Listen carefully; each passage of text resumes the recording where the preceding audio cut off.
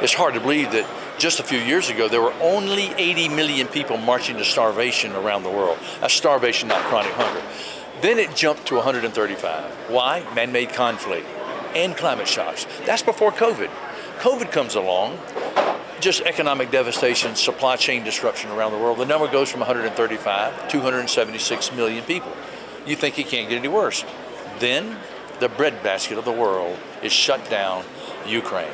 Now the longest bread lines in the world. The number has now jumped from 276 million people to 350 million people marching to starvation, not knowing where the next meal is coming from, because Ukraine alone grew enough food to feed 400 million people. Now, compounded with the fertilizer crisis, the fuel crisis, I could go on and on. It's all bubbling all around the world.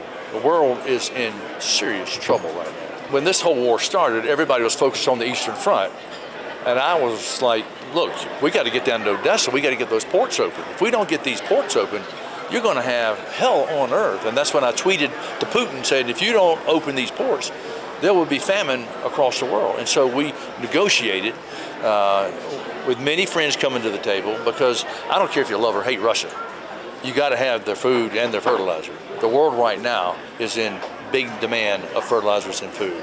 If we're not careful, we will have a shortage of food by the end of this year, or the food pricing will be so high, you'll have destabilization of nations that will result in mass migration, which will cost 1,000 times more than what we're talking about. We were expecting to announce famine in Somalia, for example, because they've had 4 or 5 back-to-back seasons of droughts, 40 years of unprecedented no rain.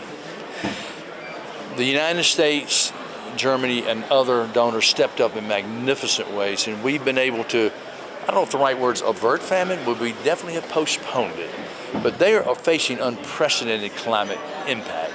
And not just them, we can go to other areas like the Somali region of Ethiopia, the entire Horn of Africa, parts of Kenya. And then you get into Western Africa having droughts and the impact. We're looking at food production in Africa being down. We're already looking at food production down in India, Argentina, the United States. I can go on and on. So this is a serious issue. And who's going to pay the biggest price? The poorest of the poor. So if we don't get ahead of this, you will have mass migration and potentially mass starvation in nations around the world.